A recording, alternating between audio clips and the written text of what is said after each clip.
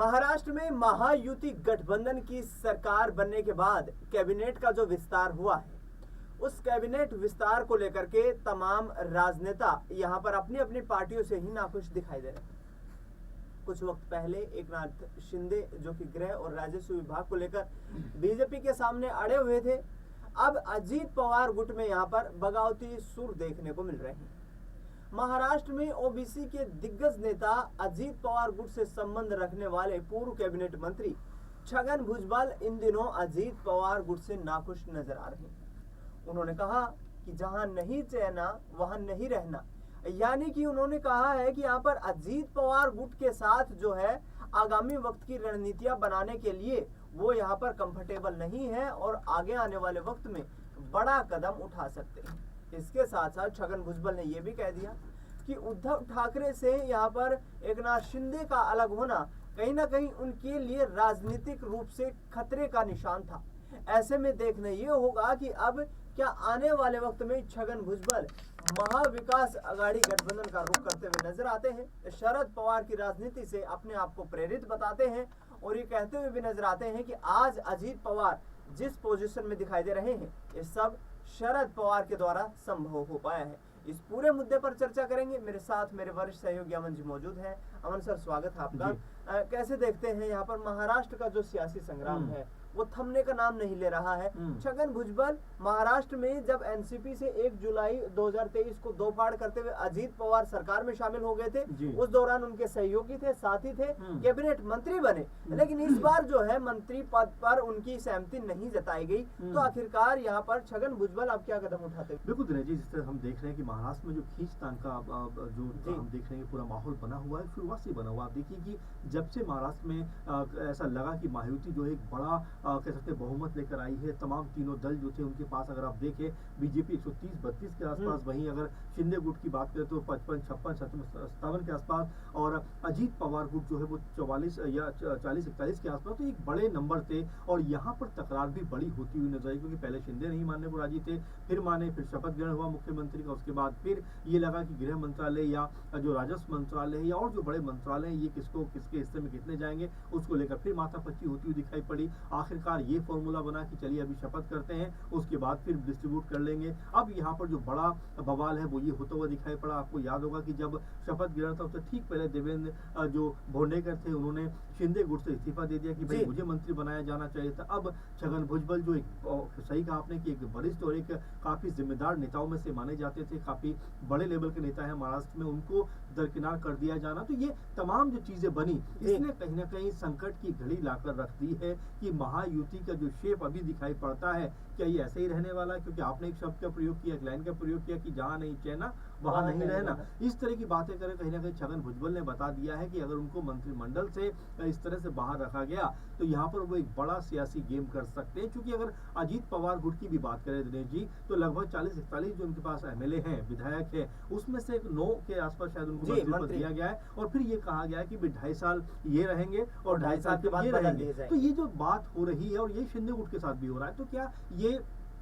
व्यवहारिक बात है? क्या ये व्यवहारिकता में आता है? क्योंकि यहाँ पर इस तरह का अगर हम देखें माहौल जो बना है, खासकर ये कि भाई 2.5 साल आप रहेंगे, 2.5 साल आप रहेंगे, तो क्या ये मजाक चल रहा है सरकार के नाम पर? क्या आप सिर्फ खाना पूर्ति कर रहे हैं? क्या रूठने मनाने का जो खेल है वो ऐसे? सर यहाँ पर रोकना चाहूंगा, आदित्य ठाकरे ने ये कहा है कि ये जो फॉर्मूला यहाँ पर 2.5 साल का लाया गया है, ये सिर्फ एक मखौलिया सरकार चलाई जा रही है, मजबूरी की सरकार चल रही है, क्योंकि अपने ही नेताओं पर कहीं ना कहीं महायुति के जो दिग्गज नेता है वो यहाँ पर विश्वास नहीं जताते नजर आ रहे हैं। बिल्कुल दिनेश जी, महत्वपूर्ण बात आपने जोड़ी। और देखिए वही बात बारंबार उठ के भी सामने आती है कि भाई जब आपको अपने नेताओं पर भरोसा नहीं है, क्योंकि ये कोई फॉर्मूला नहीं है कि भाई 2.5 साल आप रहेंगे और 2.5 साल फिर आप बन जाएंगे। आप सोचिए अगर 9 अभी बनते हैं और 9 2.5 साल के बाद बनते हैं तो भी 18 बनते हैं और 40-41 आपके पास विधायक है, तो फिर उन 22-23 विधायकों का क्या होगा? तो ये विश्वास कहीं ना कहीं दिखाई पड़ता है। और इसका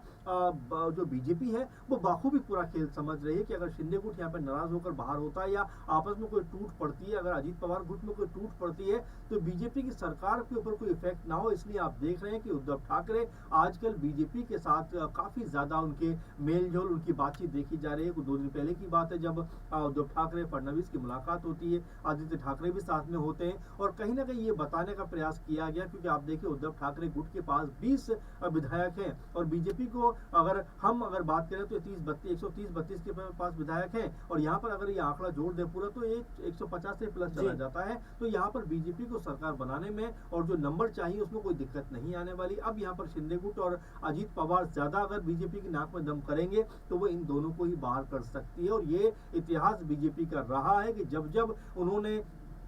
जिस दल के कह सकते हैं कि ज्यादा उठता हुआ देखा है या ज्यादा किसी दल को उतावलेपन में देखा है तो उनको अपने आप से दूर कर दिया है और ढेरों एग्जाम्पल इस बात के नजर आते हैं। और हो सकता है कि उद्धव ठाकरे इसी फिराक में हो, क्योंकि आपको याद होगा कि देवेंद्र फडणवीस को मुख्यमंत्री बनाए जाने की सबसे पहली वकालत उद्धव ठाकरे की तरफ से की गई थी कि भाई बीजेपी चुनकर आई है इतने ज्यादा एमएलए के साथ में तो उनकी तरफ से मुख्यमंत्री होना चाहिए।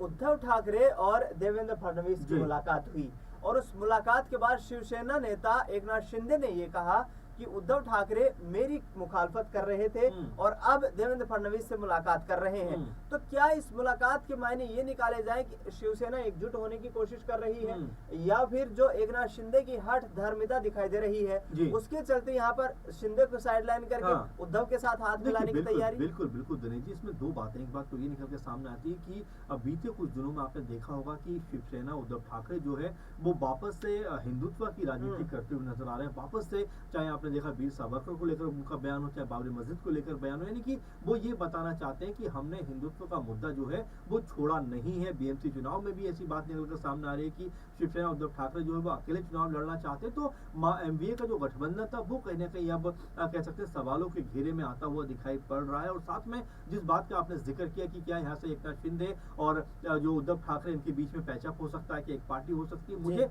संभावना बहुत कम नजर आती है क्योंकि यहाँ पर उद्धव ठाकरे जरूर शिंदे को सबक सिखाना चाहते होंगे। इसीलिए लगातार बीजेपी के साथ में उनकी नजदीकी बढ़ती हुई नजर आ रही है कि भाई अगर ये लोग आपको ज्यादा परेशान करते हैं तो हम आपके साथ में खड़े हुए हैं, क्योंकि हम आपके साथ में पहले भी रह चुके हैं और एक बड़ा गठबंधन हमारा रहा है, मजबूत गठबंधन रहा है। अगर आपस में कुछ समय के लिए अगर दूरियां रही तो वो दूरियों को खत्म करने का वक्त आ गया, क्योंकि बीजेपी भी समझ रही है कि उद्धव ठाकरे को अगर अपने साथ में लेकर आते हैं तो उनके लिए बेहतर होगा, आसान होगा, क्योंकि यहाँ पर अजीत पवार और शिंदे गुट दोनों को उनको खुश रखना है। उससे बेहतर हो कि वो उद्धव ठाकरे गुट के साथ चले ताकि जो सरकार है और जो कामकाज है और जो पद बंटवारे का मसला है वो कहने को सुलझता हुआ नजर आए। बिल्कुल, यहाँ पर महत्वपूर्ण होगा देखना कि आगामी वक्त में क्या यहाँ पर बड़े कदम उठाते हुए सियासी राजनेता नजर आते हैं। हम जी आखिरी सवाल रहेगा, वन नेशन वन इलेक्शन जैसा बड़ा मुद्दा इस देश में कहीं ना कहीं आगामी वक्त की जो राजनीति की दिशा और दशा तय करता हुआ नजर आएगा। लेकिन महत्वपूर्ण यह है कि शिवसेना ने यहाँ पर समर्थन तो बीजेपी का दिया है, केंद्र सरकार का दिया है, लेकिन शरद पवार को केंद्र सरकार में शामिल करने के लिए बीजेपी की तरफ से जबरदस्त जोर आजमाइश हो रही है। और ऐसे में क्या एकनाथ शिंदे से भरोसा उठ चुका है बीजेपी का, क्योंकि शरद पवार से जन्मदिवस के अवसर पर अजीत पवार ने मुलाकात की और उसके बाद ही सियासी सुगबगाहट तेज हुई कि एनडीए को मजबूत करना चाहती है बीजेपी ताकि आने वाले वक्त में सरकार पर, केंद्र सरकार पर कोई खतरा ना दिखाई दे। ऐसे में 9 सांसदों वाले एकनाथ शिंदे यहाँ पर कितने महत्वपूर्ण दिखाई देते हैं? देखिए, एकनाथ शिंदे के पास में अगर 8-9 सांसद हैं भी, तो वहीं अगर उद्धव ठाकरे गुट की बात करें तो उनके पास भी 8-9 सांसद के आसपास हैं। तो जाहिर बात है कि अगर वो यहाँ से हटते भी हैं तो केंद्र में उद्धव ठाकरे समर्थन कर देंगे तो कोई दिक्कत बीजेपी को होने वाली है नहीं। तो कुल मिलाकर बीजेपी अपने आप को सेफ पॉइंट पर रखना चाह रही है कि सांप भी मर जाए लाठी भी ना टूटे, क्योंकि यहाँ पर अगर एकनाथ शिंदे अलग होते हैं, अगर अजीत पवार अलग होते हैं तो उनको कोई फर्क नहीं पड़ेगा, क्योंकि अजीत पवार गुट के पास भी महज 1 लोकसभा सीट है। तो यहाँ पर बीजेपी के लिए कोई बहुत मुश्किल बात नहीं है। इसीलिए लगातार बीजेपी जो है फूक कदम रख रही है और लगातार अजीत पवार और यहाँ पर शिंदे गुट के ऊपर निगाह बनाए हुए कि अगर इनकी तरफ से कोई कह सकते हैं आने वाले दिनों में अगर मुश्किलात आई तो यहाँ पर उद्धव ठाकरे उनके लिए तैयार बैठे हैं। और देखिए, वही मैं कह रहा हूँ कि आंकड़ा जो है वो बीजेपी के लिए बहुत आसान है, 130-32 के ऊपर सीटें उनके पास है, उद्धव ठाकरे चलकर चले आते हैं तो ये कोई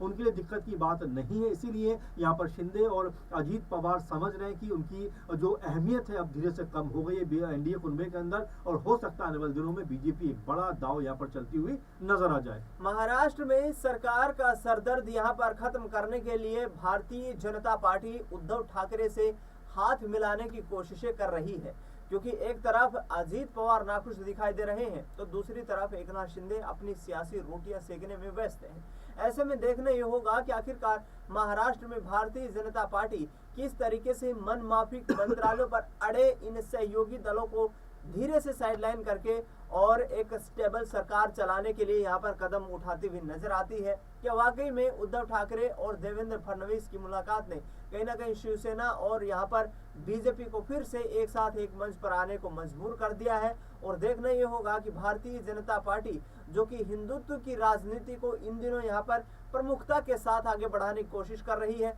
शिवसेना इस मुद्दे को देखकर क्या वाकई में आगे आने वाले वक्त में बीजेपी के साथ वापसी करने वाली है? फिलहाल अमन जी आप जुड़े, आपका बहुत बहुत धन्यवाद। देश दुनिया की तमाम बड़ी खबरों के लिए आप देखते रहिए SPN 9 न्यूज।